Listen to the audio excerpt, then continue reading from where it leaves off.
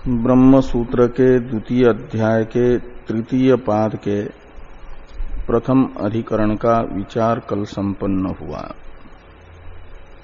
छांदोग्य श्रुति का आकाश की उत्पत्तिवादी तैत्रीय श्रुति के साथ विरोध होने से श्रुति मत जो ब्रह्म कारणवाद है वह भी तत्व जिज्ञासु के लिए पूर्व पक्ष के मत के अनुसार मत के तरह ही अनुपादेय है। इस प्रकार की शंका का निराकरण प्रथम अधिकरण के द्वारा हुआ। श्रुतियों का जो आपाततः परस्पर विरोध प्रतीत हो रहा था उनका समाधान दो प्रकार से हुआ। एक देशी वैशेषिकों ने यानी वेद को प्रमाण मानने वाले अपनी मान्यता के अनुसार प्रत्यक्ष या अनुमान से अनुमोदित होकर के शब्द प्रमाण होता है इत्याकारक वैशेषिकों की मान्यता है। अपनी इस मान्यता के अनुसार वेद को प्रमाण मानने वाले होने के कारण वैशेषिक भी एक देशी हैं और वेद को स्वतः प्रमाण मानने वाले मीमांसक होने के कारण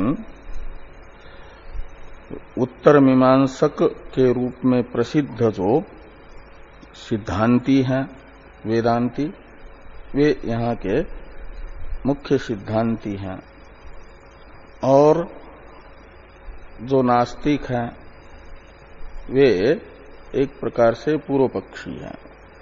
ऐसे तृतीय पाद में तीन तीन पक्ष प्रत्येक अधिकरण में आते हैं। प्रथम अधिकरण में भी तीन पक्ष गए। एक तो श्रुतियों का आपस में विरोध दिखा करके श्रुति मत को अनुपादेय मानने वाले, दूसरे श्रुतियों का जिन श्रुतियों का आपस में परस्पर विरोध प्रतीत हो रहा है उनमें से एक श्रुति को गौणार्थक एक श्रुति को मुख्यार्थक मान करके एक वाक्यता दोनों में करके श्रुति का अविरोध बताने वाले एक देशी, और तीसरे श्रुतियों में मुख्यार्थत्व बता करके दोनों श्रुतियों में मुख्यार्थत्व बता करके एक प्रकार से सिद्धांत को बता करके अविरोध श्रुतियों का दिखाने वाले मुख्य एकत्व दिखा करके अविरोध दिखाने वाले कुछ वाक्य मत है वो है सिद्धांती। तो एक द्वितीय अधिकरण है एक सूत्र वाला ही अतिदेशात्मक। जो बात आकाश विषयक श्रुति वचनों में प्रतीत हो रही थी आपस में विरोध आदि, वैसा ही वायु विषयक श्रुति वचनों में भी प्रतीत होता है। इसलिए ये मातरिस्वा अधिकरण प्रारंभ हो रहा है। मातरिस्वा अधिकरण के संक्षिप्त स्वरूप को बताने वाले जो ये दो श्लोक हैं अधिकरण सार के, इनका प्रथम उच्चारण किया जाए। वायुर्नित्यो जायते वा छांदोग्ये जन्म कीर्तनात् सैसानस्तमिता देवते त्युक्तेर्न च जायते।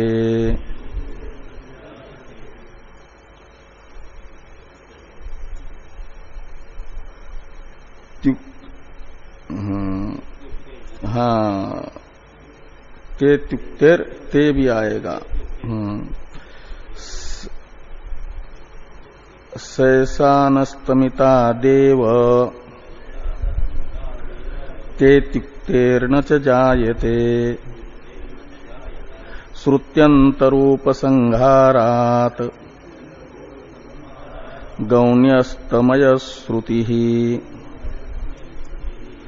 वियद्वज्जायते वायु स्वरूपम ब्रह्म कारणम।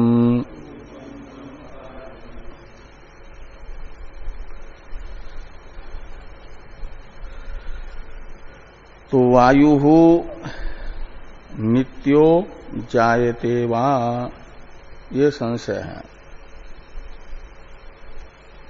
वायु को नित्य माना जाए या जात माना जाए।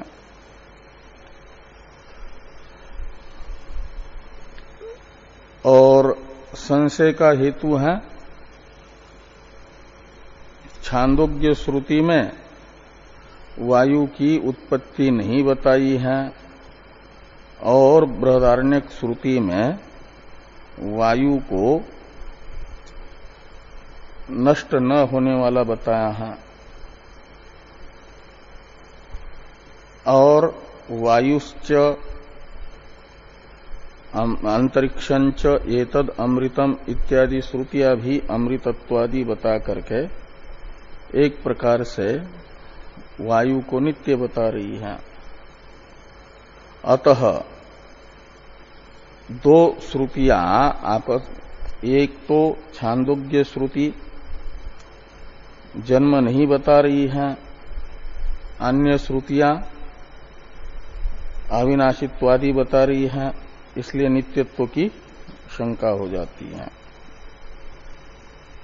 और आकाशाद वायु संभूत, यह तैत्रीय श्रुति वायु का जन्म बता रही है। इसलिए और जो जन्म लेगा वह अनित्य होगा, शादी होगा। तो संशय हुआ इन श्रुतियों को आधार बना करके ही कि वायुर नित्यो जायते वा, वायु को नित्य माना जाए या उत्पन्न होने वाला माना जाए, शादी माना जाए। तो पूर्व पक्ष का निश्चय है इस प्रकार का संशय होने पर न च जायते, वायु उत्पन्न नहीं होती। क्यों? तो कहते हैं यानी यहां का जो एक देशी है उसका यह मत रहेगा कि वायु न च जायते। जैसे पूर्व अधिकरण के एक देशी वैशेषिक है, उनका सिद्धांत था आकाश की अनुत्पत्ति, आकाश का नित्यत्व। ऐसे वायु को नित्य मानने वाले जो हैं वेद को ही प्रमाण मान करके वायु की नित्यता स्वीकार करने वाले वे एक देशी रहेंगे। और उनका मत है कि वायु न च जायते, वायु उत्पन्न नहीं होगा। और पूर्व पक्ष का तो मत रहेगा कि दोनों प्रकार की श्रुति है, वायु को नित्य बताने वाली भी और शादी बताने वाली भी। तो श्रुतियों का ही पूर्वापर विरोध है, दोनों भी मुख्यार्थक है। तो और जैसे पूर्व पक्ष के मत में आए हुए वचनों का पूर्वापर विरोध होने से पूर्व पक्ष का मत तत्व जिज्ञासु के लिए अनुपादेय है, ऐसे श्रुतियों का भी वायु विषयक जितने श्रुति वचन हैं उनमें से कोई वायु को साधी बताते हैं तो कोई नित्य बताते हैं। इसलिए विरोध उनका आपस में होने से श्रुति मत पूर्व पक्ष के मत के तरह ही अनुपादेय है। ये तो मुख्य पूर्व पक्षी रहेगा। बीच में एक देशी है, वायु को नित्य मानने वाले उनको, और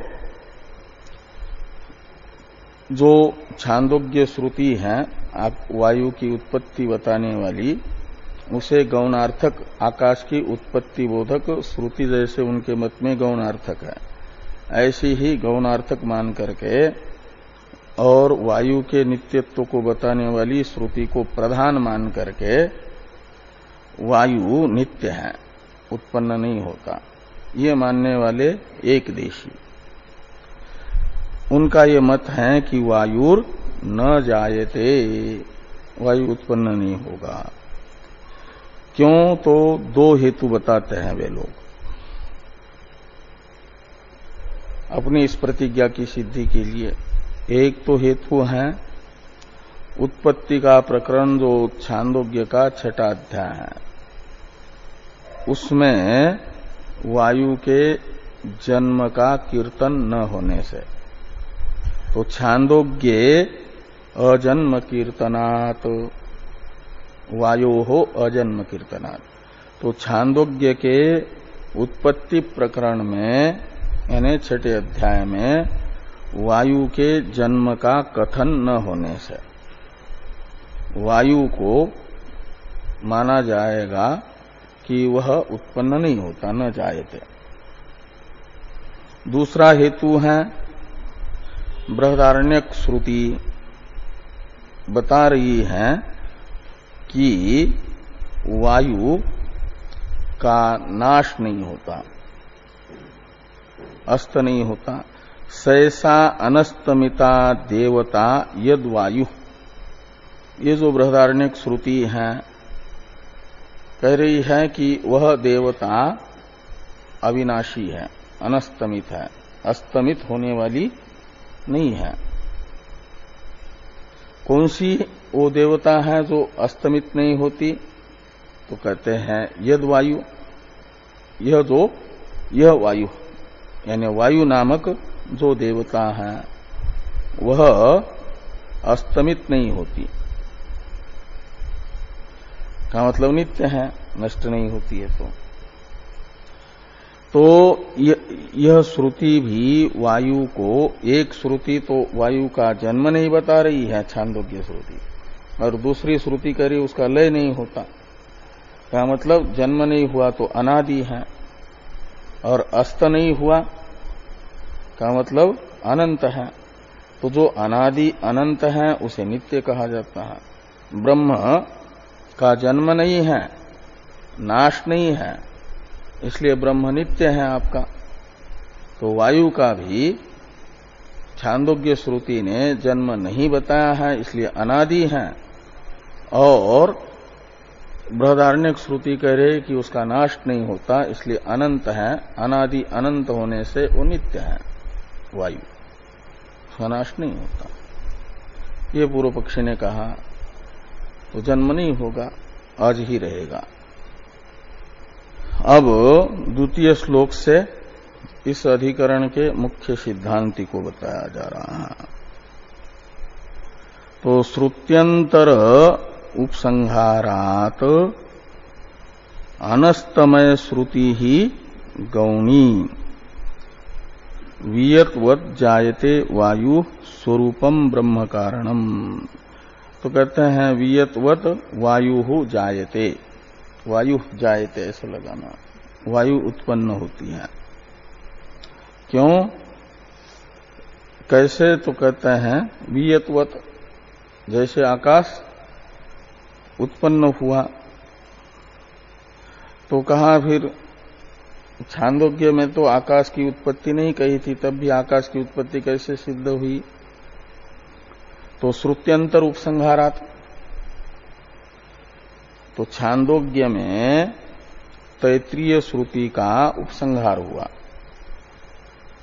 तो छांदोग्य में तैत्रीय श्रुति का उपसंहार का मतलब तत्तेजो असृजत इस वाक्य में तत् और तेजो असृजत के बीच में आकाशम सृष्ट्वा तेजो असृजत ऐसा पूर्व अधिकरण में उपसंहार हुआ। और यहां पर उपसंहार होगा तत् आकाशम वायुंच सृष्ट्वा तेजो असृजत। ये तैत्रीय श्रुत्यंतर शब्द से लेंगे तैत्रीय श्रुति को, उसका छांदोग्य में उपसंहार। छांदोग्य में उपसंहार करेंगे तो छांदोग्य के तत्तेजो असृजत वाक्य का थोड़ा परिष्कार होगा कि तत् आकाशम वायुंच सृष्ट्वा तेजो असृजत। तत् यानी ईक्षण करता सत्तत्व ने आकाश और वायु को बना करके तेज को बनाया, तेज का निर्माण किया। तो ऐसा तैत्रीय श्रुति का छांदोग्य श्रुति में उपसंहार होने से एक वाक्यता हो जाती है। एक वाक्यता होने से कोई विरोध नहीं है, तो वायु का भी मुख्य ही जन्म होगा, जैसे आकाश का पूर्व अधिकरण से मुख्य जन्म सिद्ध हुआ। इसलिए कहा कि श्रुत्यंतर उपसंहारात वायु वियद्वत जायते। तो वायु की उत्पत्ति होगी तो वायु का कारण कौन होगा? तो कहते हैं स्वरूपम ब्रह्म कारणम, जो जगत का अधिष्ठान भूत ब्रह्म है, सबकी आत्मा। स्वरूपम यानी आत्मा। तो आज सबकी आत्मा जो ब्रह्म है वही वायु का भी कारण होगा। सारा जगत आकाश आदि ब्रह्म में अध्यस्त है, और अध्यस्त का स्वरूप हुआ करता है उसे सत्ता स्फूर्ति देने वाला अधिष्ठान, उसी को आत्मा भी कहा जाता है। कल्पित की आत्मा यानी वास्तविक स्वरूप होता है उसका अधिष्ठान। तो आकाश जैसे ब्रह्म में कल्पित है, ऐसे वायु भी ब्रह्म में ही कल्पित होने से वायु आकाश का विवर्त उपादान कारण जैसे ब्रह्म है, ऐसे वायु का भी विवर्त उपादान कारण यानी प्रकृति ब्रह्म ही है। तो स्वरूपम ब्रह्म कारणम, तो कहा फिर वायु का नाश नहीं होता, अस्त नहीं होता, ऐसा बताने वाली जो श्रुति है उसकी क्या गति होगी? सहसा अनस्तमिता देवता यद वायु वायुश्च अंतरिक्षंच एतद अमृतम इत्यादि श्रुतियां जो वायु को अविनाशी बता रही हैं, उनकी क्या स्थिति होगी, गति होगी? यदि वायु को उत्पन्न मानोगे तो जातस्य ही ध्रुव मृत्यु के अनुसार उसका विनाश भी होगा। विनाश होगा तो सहसा अनस्तमिता देवता, यह श्रुति अस्त का निषेध करने वाली वायु के वह बाधित हो जाएगी, उसका विरोध होगा। इस आशंका का समाधान करने के लिए लिखते हैं गौणी अनस्तमय श्रुति ही, वायु का अनस्तमय बताने वाली जो श्रुति है, अस्त का अभाव बताने वाली, अस्त का निषेध करने वाली जो श्रुति है, वह मुख्यार्थक नहीं है, गौणी है। वो उपासना के प्रकरण की है, उत्पत्ति के प्रकरण की नहीं है। तत्व निर्णय विषयक जो प्रकरण है उसकी नहीं है। वो तो उपासना के प्रकरण में वायु की उपासना बताने के लिए बता रही है कि वायु जो है आग्नेयादि के तरह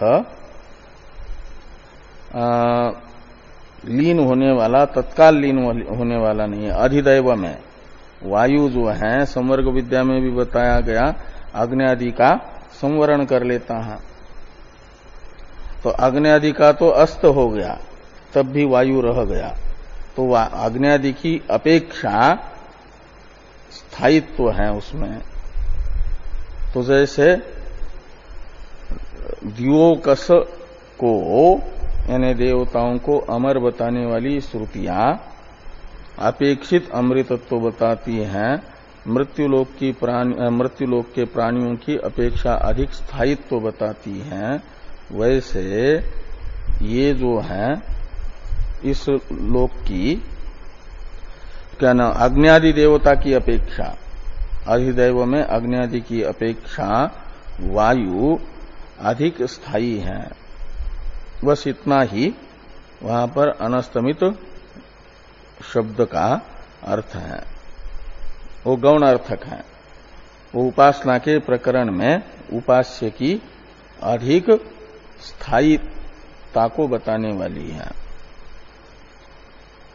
तो गौणी अनस्तमय श्रुति ही, इस प्रकार ये जो है मातृश्वा अधिकरण के संक्षिप्त स्वरूप को इन दोनों श्लोकों के द्वारा बताया गया है।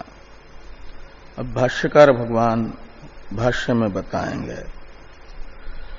भाष्य प्रारंभ करने से पहले थोड़े टीका को देखिए कि अतिदेशत्वात् न पृथक संगत्यादि अपेक्षा एतेन मातृस्वा व्याख्यात यह अधिकरण अतिदेशात्मक होने से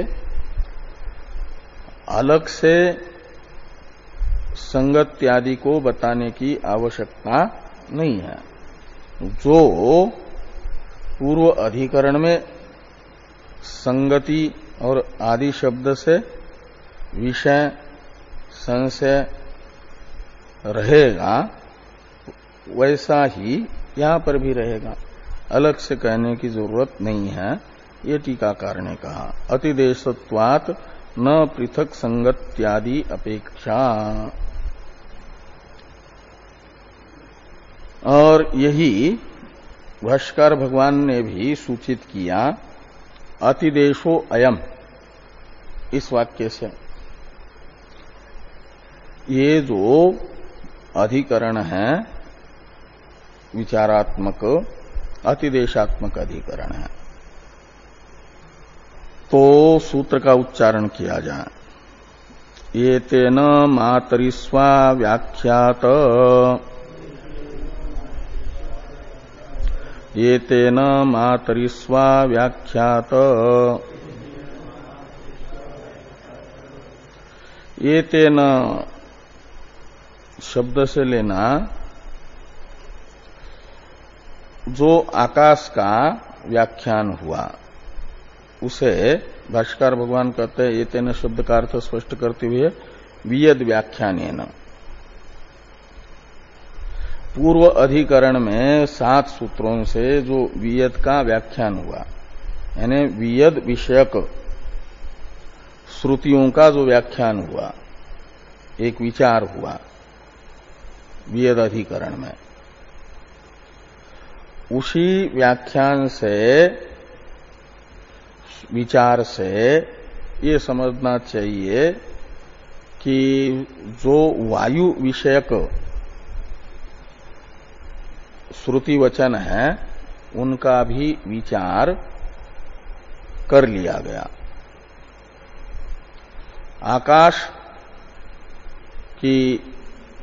आकाश विषयक श्रुति वचनों के विचार से ही वायु विषयक श्रुति वचन का भी विचार संपन्न हो गया, ऐसा समझना चाहिए।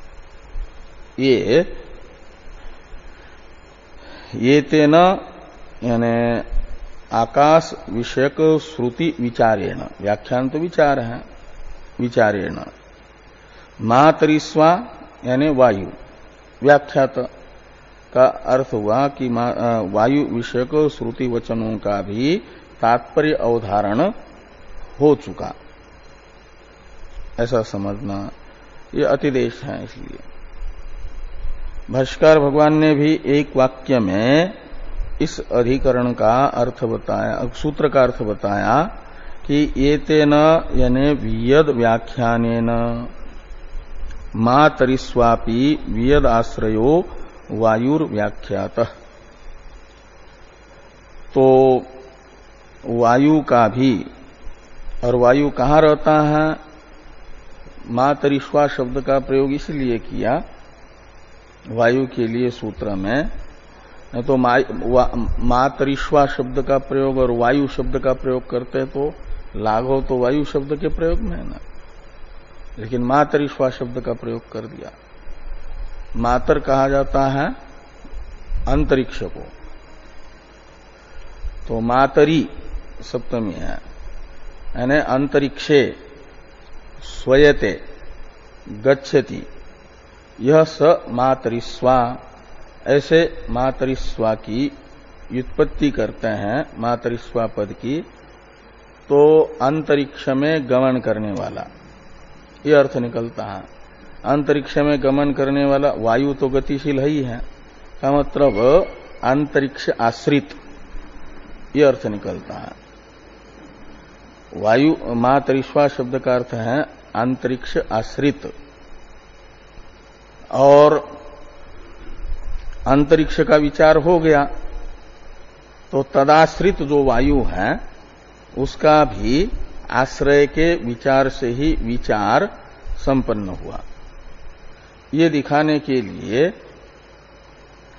अंतरिक्ष के साथ वायु का आश्रय भाव संबंध भी दिखाने वाले पद का प्रयोग करके वायु का निर्देश किया है, मातरिस्वा। इसलिए भाष्यकार भगवान ने मातरिस्वा पद का अर्थ करते समय कहा कि मातरिस्वापि यानी वियद आश्रयो वायु, मातरिस्वा का अर्थ कर दिया। तो आकाश है आश्रय जिसका, ऐसा जो वायु है, हाँ, वह भी व्याख्यात हुआ। एतेन मातरिस्वा व्याख्यात। तत्रापि इत्यादि भाष्य वाक्य की अवतरण टीका है। तत्तेजो असृजत इति श्रुतेः आकाशात् वायुः इति श्रुत्या विरोधो अस्ति न वा इति एक वाक्यत्व भावाभावाभ्याम संशये गौण पक्ष पूर्व पक्ष सिद्धांत पक्षान अतिदिशति तत्रापि इत्यादिना। तो तत्तेजो असृजत इस छांदोग्य श्रुति का आकाशाद वायु संभूत इस तैत्रीय श्रुति के साथ विरोध है अथवा विरोध नहीं है, इत्याकारक संशय हुआ। संशय का कारण बताया जा रहा है एक वाक्यत्व भावाभावाभ्याम। छांदोग्य श्रुति के साथ तैत्रीय श्रुति का एक वाक्यत्व होता है, दोनों की एक वाक्यता है। जिनके मत में एक वाक्यता है उनके मत में विरोध नहीं होगा, और जो कहते हैं कि एक वाक्यता नहीं होती है, एक देशी कहेंगे एक वाक्यता नहीं होती, पूर्व पक्षी कहेंगे एक वाक्यता नहीं होती, तो उनके लिए तो विरोध प्रतीत होगा एक पूर्व पक्ष के लिए।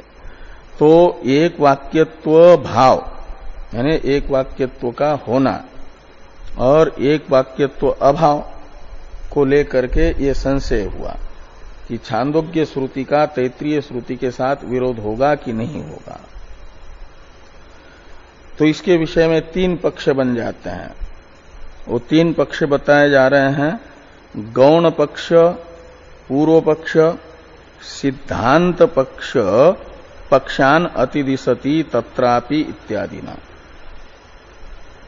तो जैसे आकाश के विषय में तीन पक्ष हुए, वहां भी यही हुआ कि तत्तेजो असृजत इस श्रुति का तस्माद् वाये तस्माद् आत्मनः आकाश संभूत इस तैत्रीय श्रुति के साथ विरोध होगा कि नहीं होगा, ये संशय हुआ एक वाक्यत्व भाव को लेकर के। तो वहां भी एक गौण पक्ष शुरू में बताया गया, न वियत अश्रुते, इससे फिर बीच में पूर्व पक्षी आए 2 सूत्र से, और फिर एक देशी के और 2 सूत्र बताए गए। ऐसे 5 सूत्रों से एक प्रकार से एक देशी को पुष्ट करने के बाद मुख्य सिद्धांति को बताया गया 6 और 7वें सूत्र में।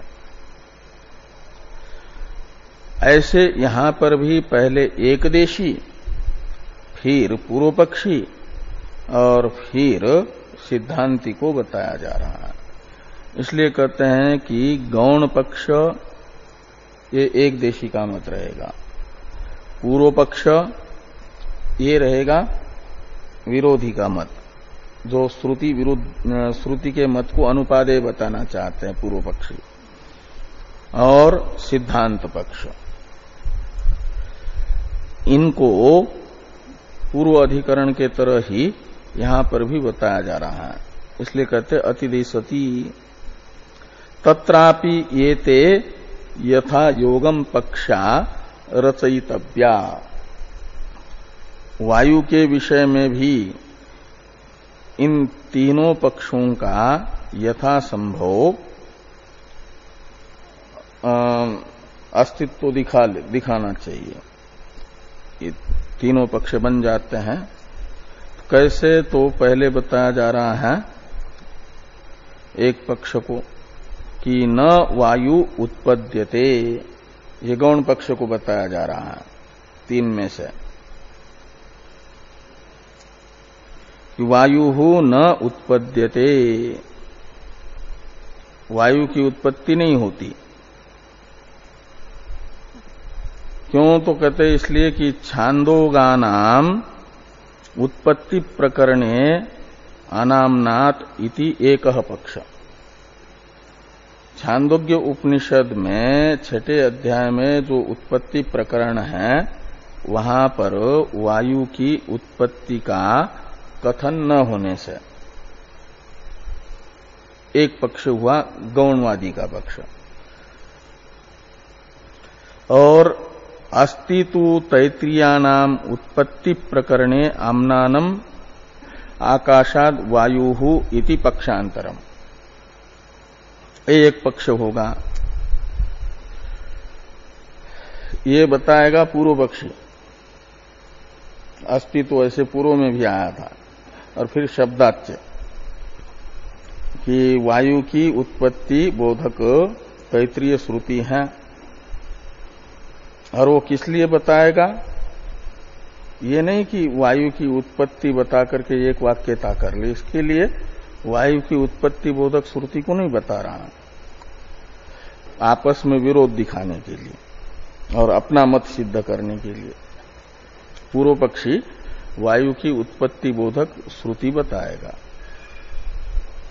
भले ही छांदोग्य उपनिषद में वायु की उत्पत्ति बोधक श्रुति न हो, लेकिन तैत्रीय उपनिषद में तो वायु की उत्पत्ति बोधक श्रुति है। तो एक श्रुति देखो वायु को उत्पन्न बता रही है, दूसरी वायु की उत्पत्ति नहीं बता रही है। इसका अर्थ है कि श्रुति का आपस में कोई एक वाक्यत्व तो नहीं है, कोई कुछ बोलती है, कोई कुछ बोलती है श्रुति। इसलिए जैसे हमारे वचनों में आपको परस्पर विरोध दिख रहा था, तो हमारे मत को आपने कहा अनुपादेय है, ऐसा आपके मूल प्रमाण में भी परस्पर विरोध होने से आपका मूल प्रमाण भी यानी वैदिक मत भी अनुपादेय है, ब्रह्म कारणवाद भी। ये हृदय में रख करके पूर्व पक्षी ने ये कहा कि अस्ति तु तैत्रीयानाम उत्पत्ति प्रकरणे आम्नानम आकाशाद वायु इति पक्षांतरम।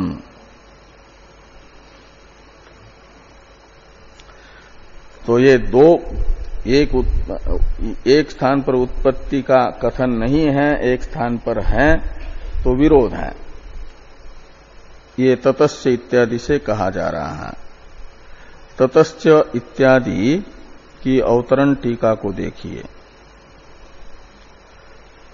कि पूर्वत्र ही आकाशानंतर्यम तेजसः स्थापितम तत्र वायु तेजसोः तुल्यवद आनंतर्ये वायोः अग्नि इति क्रमश्रुति बाधात पौर्वापर्ये तेज प्राथम्य भंगात नैक वाक्यता इति पूर्वपक्षे गौणवादी अभिप्रायम आह ततस्य इति। तो ये कह रहे हैं कि पूर्वत्र ही आकाशानंतर्यम तेजसः स्थापितम।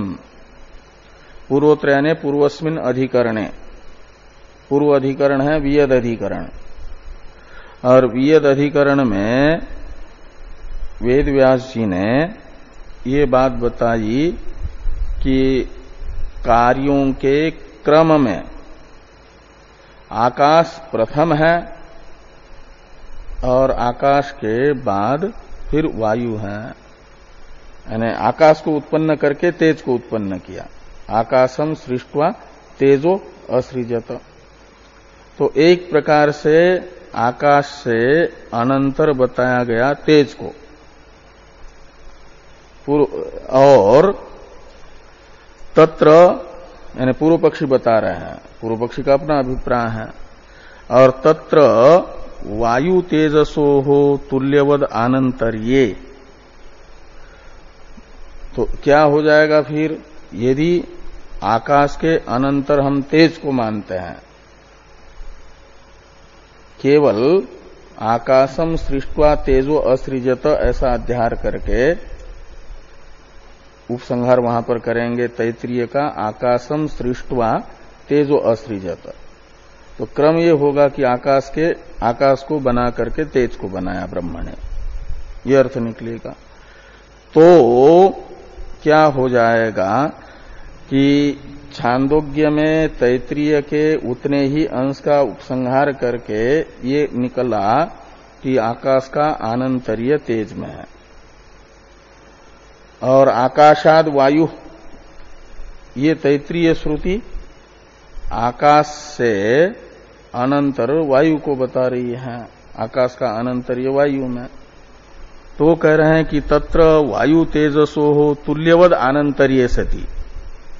तो तत्र का अर्थ है तस्मिन सती, यानी पूर्व अधिकरण के अनुसार आकाश का आनंतर्य तेज में मानने पर तस्मिन सती तत्र का अर्थ है।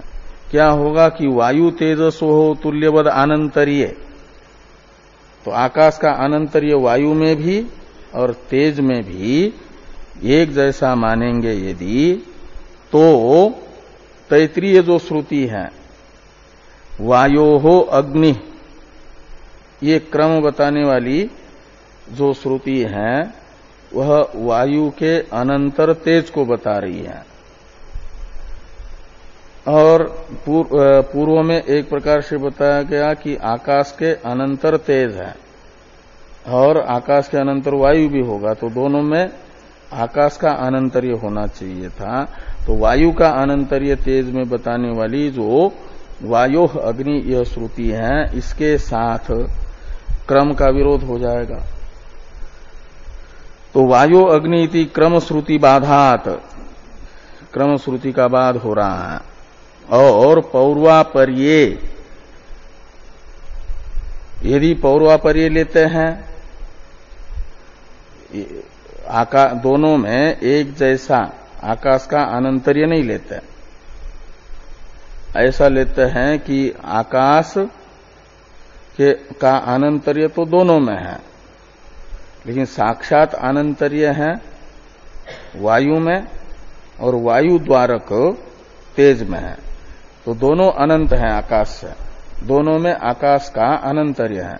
लेकिन वायु में साक्षात आनंतर्य और वायु द्वारक आनंतर्य तेज में, ऐसा लेते हैं यदि, तो पूर्व पक्षी कहते हैं छांदोग्य में जो तेज में प्राथम्य श्रुत है उसका बाद हो जाएगा।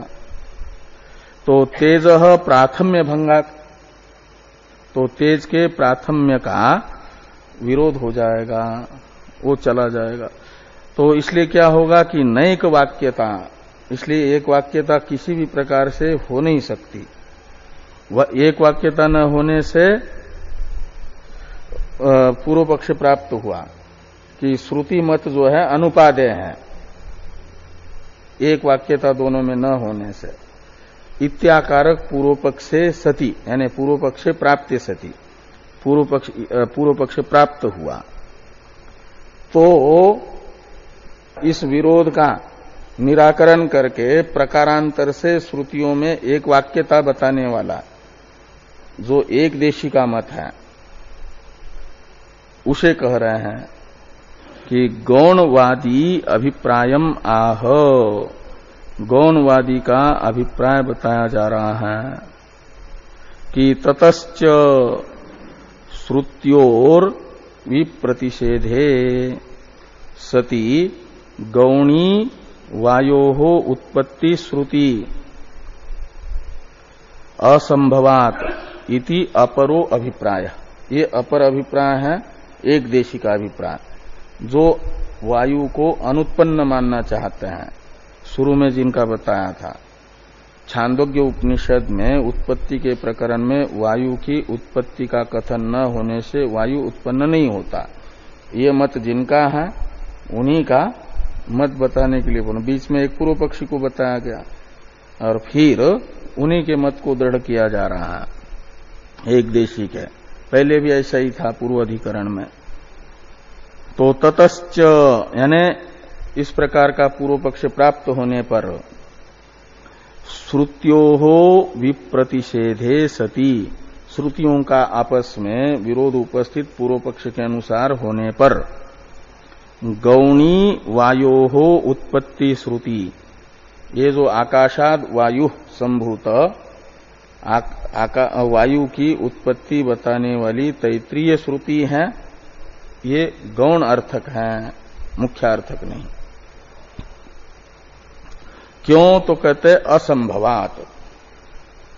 वहां तो असंभवात से बताया गया था कि आकाश के उत्पत्ति की सामग्री न होने से, सामग्री होती वो वैशेषिकों का मत था वहां पर। तो यहां वैशेषिक तो वायु को उत्पन्न मानते सावयव होने से, यहां वो वैशेषिक भी नहीं है, अपितु वायु को नित्य मानने वाले जो दूसरे हैं एक देशी, और वे कह रहे हैं वहां तो आकाश निरवयव द्रव्य था, इसलिए समवायी कारण का अभाव, समवायी कारण का अभाव, और समवायी कारण और असमवायी कारण के न होने से निमित्त कारण का भी अभाव, सामग्री शून्यत्व हेतु था। यहां क्यों असंभव है वायु की उत्पत्ति? तो इसके लिए वे हेतु बताते हैं श्रुति को, असंभवश्च इत्यादि से, कि असंभवश्च सैसा अनस्तमिता देवता यद वायु इति अस्तमय प्रतिषेधात्, सैसा अनस्तमिता देवता यद वायु, इस श्रुति के द्वारा वायु के अस्तमय का यानी विनाश का निषेध होने से वायु को अविनाशी बताया गया है इस वाक्य के द्वारा। वायु अविनाशी तभी हो सकता है जब उसे अज मानेंगे। उत्पन्न होगा तो जातस्य ही ध्रुव मृत्यु के अनुसार जिसका जन्म हुआ है उसका विनाश अवश्यंभावी होगा। तो और ये श्रुति कह रही है कि उसका विनाश नहीं होता। तो श्रुति के द्वारा विनाश का जो निषेध किया गया है उसे मुख्य रूप से रखने के लिए, बनाए रखने के लिए बताना पड़ेगा कि वायु अनुत्पन्न है। तो फिर वायु की उत्पत्ति बताने वाली श्रुति उसे गौण अर्थक मान लो।